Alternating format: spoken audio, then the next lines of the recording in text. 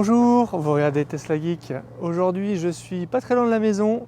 Vous reconnaissez peut-être la voiture rouge de Fabrice qui est juste derrière moi ici, que j'ai la joie de rejoindre ce matin puisque j'ai reçu de la part d'Ensho ce kit rotule pour écran pour faire pivoter l'écran de sa Tesla. C'est clairement un équipement, on va dire, de confort et puis on va dire d'optimisation de son expérience de conduite pour soi et puis pour le passager parce qu'on peut l'orienter des deux côtés. Je savais que ça ferait plaisir à Fabrice parce qu'on en avait déjà parlé, donc je lui ai proposé de venir tout simplement l'installer sur son auto et d'en profiter pour faire une vidéo.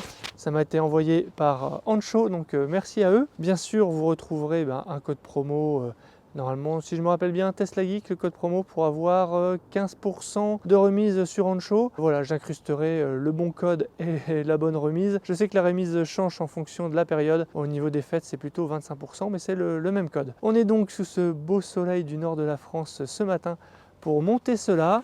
Fabrice, vous vous souvenez peut-être de lui, on avait fait une vidéo pour le montage de ses feux arrière. C'était des fishbones, c'est ça? C'est ça, ouais. Et on a eu une malheureuse. petite mauvaise surprise, je vous remettrai la vidéo en incrustation, mais on n'avait pas reçu les bons feux. On a reçu des versions américaines avec des couleurs qui ne sont pas autorisées en Europe, donc on avait tout démonté et tu avais renvoyé ça à Ansho et tu avais été remboursé assez rapidement. Ils ont fait tout ce qu'il faut. Donc voilà, on va se voir et avant de commencer le montage, on va vous montrer un petit problème. Sa voiture est devenue folle. On croirait qu'elle est folle puisque le siège bouge tout seul, l'écran s'éteint. Enfin, vous allez voir, c'est assez étonnant. Juste après le jingle.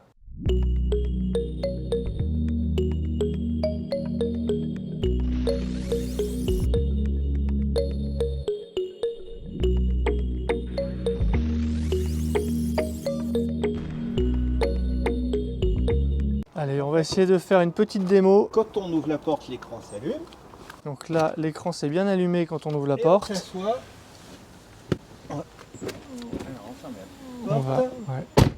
L'écran s'éteint quand on ferme la porte. Donc là, l'écran s'est éteint en fermant la porte. Donc rouvre un peu. Sur la pédale, l'écran s'allume. Ouais. Et là, on peut. J'ai pas ma ceinture. Je passe la marche arrière. Et ça marche très bien. Ah non, voilà. Ah. Et je repasse en accès facile. La voiture a enclenché P et me met en accès facile. Donc en résumé, quand on ferme la porte, il y a l'écran qui devient noir. Quand tu commences, tu peux rouler sans avoir mis ta ceinture. Voilà. Et là, tu as commencé à faire une marche arrière, elle s'est mise automatiquement en parking. Automatiquement en parking et en accès facile. Et en accès facile.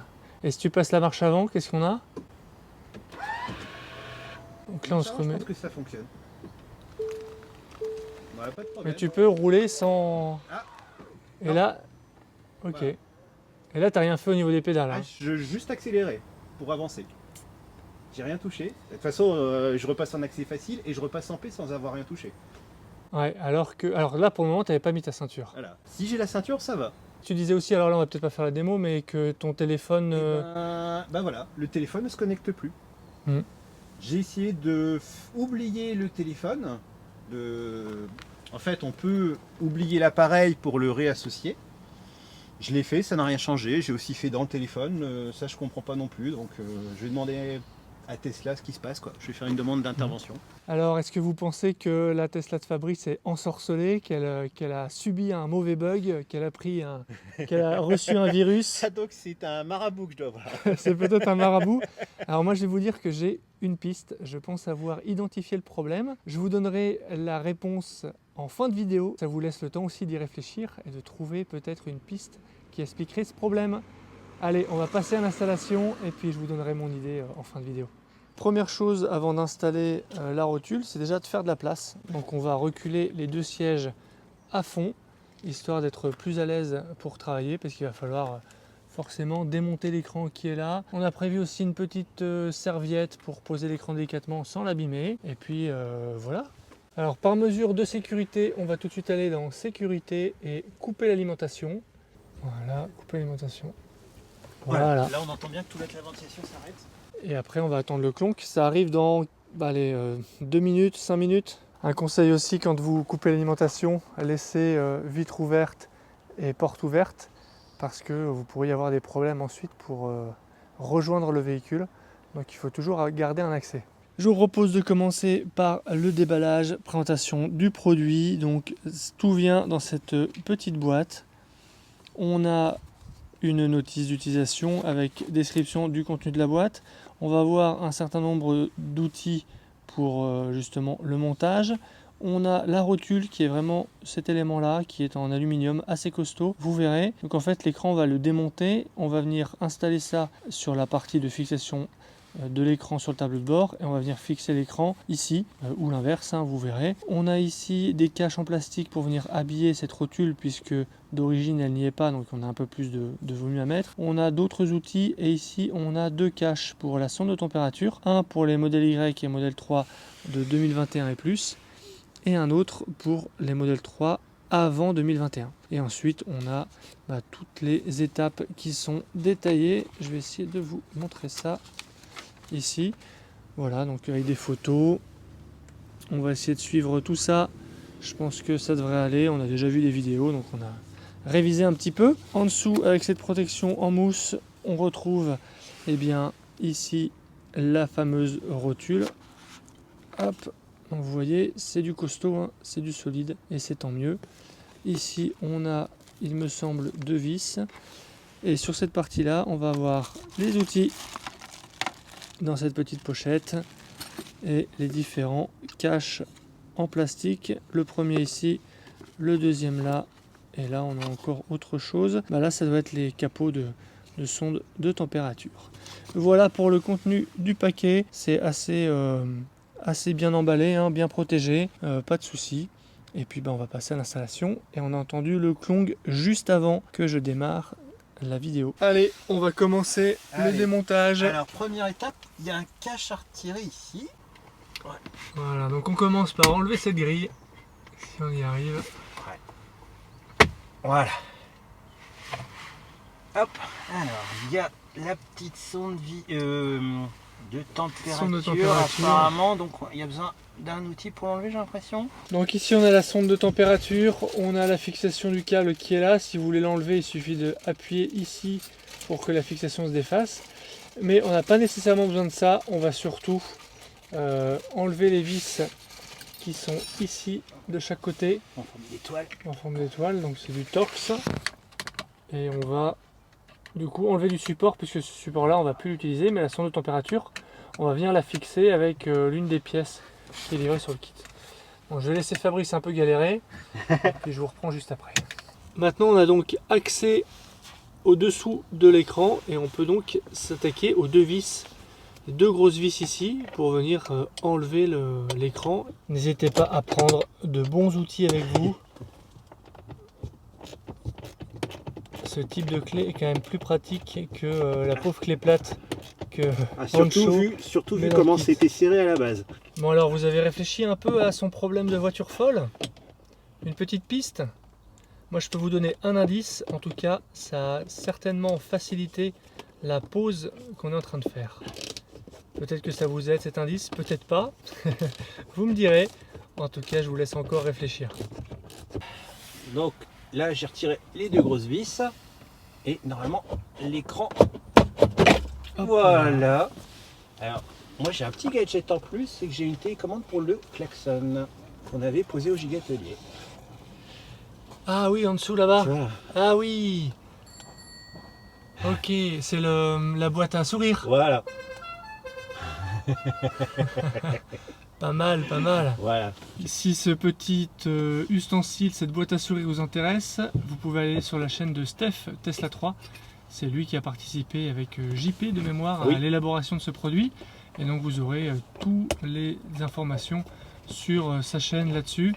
Je vous laisse retrouver la vidéo. Peut-être que sur les 2021 ou 2022 avec la boombox, il y a peut-être des changements par rapport à celle de Fabrice qui lui n'a pas de boombox.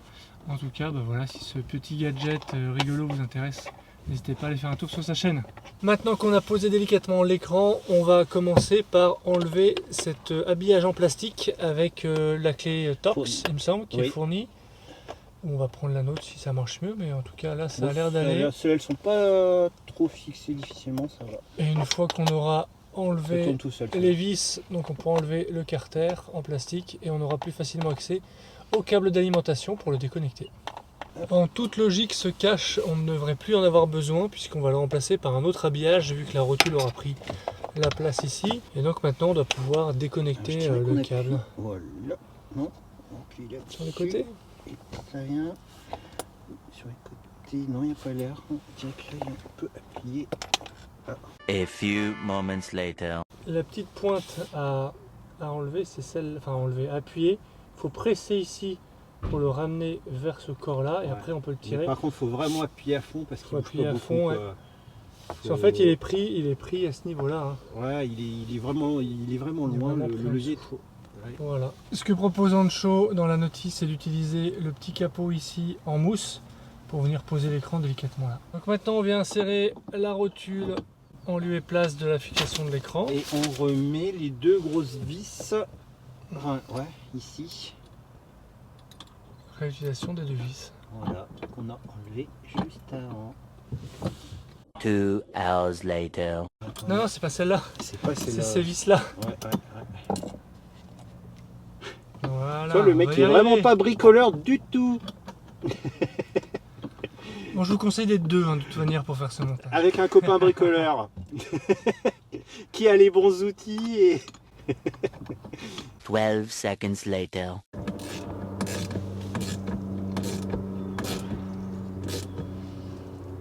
Ouais, pas mal. Ah, c'est bien serré ici. Hein. Ensuite, on peut venir mettre la protection en plastique.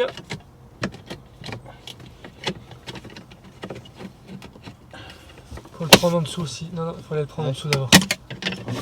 Ouais. Faut le prendre par en dessous à mon avis ici d'abord. Attends, ouais. Si on passe pas les fils, ça va pas le faire. Voilà. Après, on place en bas. Voilà. Les deux côtés. On a l'air pas mal. Attends, là-bas, t'es pas très bien. One eternity later. Alors, on a réussi à le mettre. Il faut d'abord enclencher le bas ici. Et ensuite, on peut venir enclencher le haut ici. On a dû appuyer assez fortement, on va dire. Il faut ne pas hésiter, quoi. Ouais, et c'est un après, peu ça galère se met à bien. mettre, mais ça va. Voilà, ce qui est bien, c'est qu'on peut pas se tromper de sens. Hop. Au niveau du cache, il y a un petit rebord qui fait qu'il faut mettre la vis dans le cache avant de visser. Surtout avant de le poser sur Avant de le poser, ouais. Donc on reconnecte la sonde. Alors, je sais pas trop à quoi ça sert ce machin. Parce que globalement, ça tient plutôt bien sans. Ouais, on va le remettre autour. Hein. Ouais. Donc maintenant, on va venir le mettre sur la rotule. Hein. Ouais. Hop. Jean-Michel Galérien. Ah ouais. Je suis dans le coup, je sais même pas. Je vais essayer de faire celle-là. C'est marrant, j'ai l'impression qu'on rentre pas dans le pas de vis. Je pense qu'on est mal incliné. Ouais, attends. Je retire l'écran. T'es dedans toi ou pas? Redresse l'écran un peu plus comme ça. Ouais. Ah ouais. Moi j'ai l'impression de... Ah, moi je suis rentré. Ouais, d'accord. En fait, il est. On pense que on voit le trou, mais pas. C'est une question d'inclinaison. Ouais. Tu vois, à mon avis, il faut l'incliner un peu comme ça pour rentrer dedans. Ça y est, je suis dedans. Enfin, je crois. Ouais, j'ai l'impression d'être dedans. Mais... Là, t'es dedans, là, c'est bon. Là. Ah ouais, mais... Ah oui, non, c'est bon, là, continue. Ah ouais, ça y est, c'est... Ok. C'est fixé. Voilà, l'écran est fixé sur la rotule. Il nous reste à nous occuper de cette fameuse sonde de température. Donc là, on a le capot pour le 2021 et plus, comme la voiture se Fabrice. Et là, on n'a pas le choix, on peut pas se tromper. C'est-à-dire que si on met comme ça, ça rentre pas. Et là, ça rentre avec toutes les vis et tout ça. Donc là, on est bon. On a donc fixé la sonde sur le support et on va venir la connecter.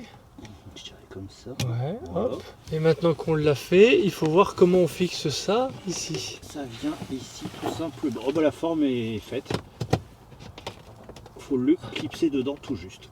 2 hours later. Donc Fabrice a réussi à le fixer. C'est un peu compliqué. Il fallait mettre d'abord les deux ailettes à droite et à gauche en haut, mettre un peu plus haut pour ensuite le basculer, le mettre dans le même plan et ensuite le faire glisser vers le bas pour que la fixation, la patte du bas se mette.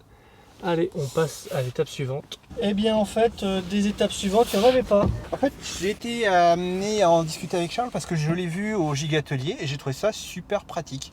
Parce que vous êtes en position de conduite, vous n'avez plus à tendre la main pour aller toucher les boutons de droite. Là, vous avez accès à tout sans aucun effort. Enfin, sans aucun effort.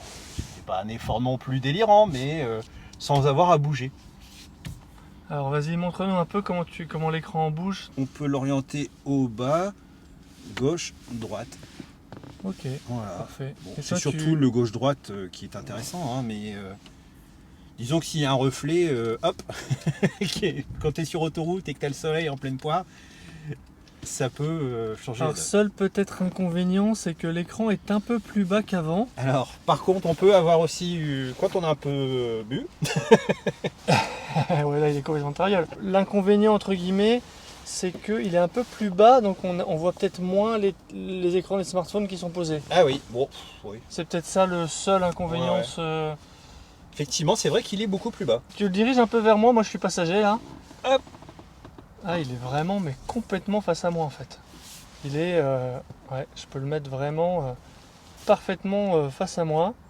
C'est vrai que c'est assez perturbant parce que j'ai pas l'habitude, mais ça peut être quand même assez agréable. Hein. Si le passager veut se faire un petit Netflix au superchargeur et qu'il est tout seul. Nous voici maintenant à la fin de la vidéo.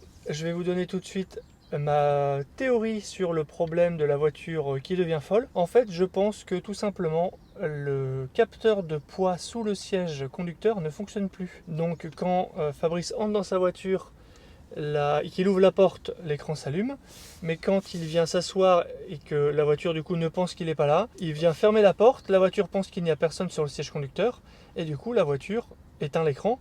De la même manière que si Fabrice n'était pas rentré dans sa voiture, qu'il n'y avait personne, il ferme la porte, ça éteint l'écran.